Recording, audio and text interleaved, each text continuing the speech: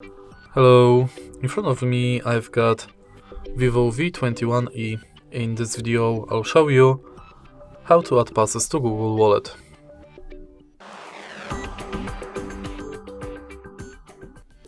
In the beginning, let's go to Wallet and now tap Add to Wallet button. Focus on Transport Pass, Loyalty and Gift Card. Firstly, let's go to Transport Pass, and if you are able to find your transit way, select it. You'll be redirected to a website where you have to finish the inside form. Next, let's select Loyalty, and now select Loyalty program you are participating in. You can scan your card or enter member ID manually. Tap Add to Wallet and it's done.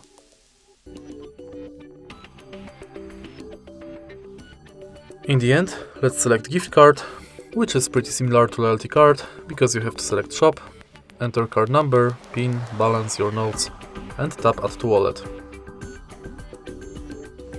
And that's it. All of your cards will appear on the homepage of Google Wallet. If you find this video helpful, please leave like, comment and subscribe.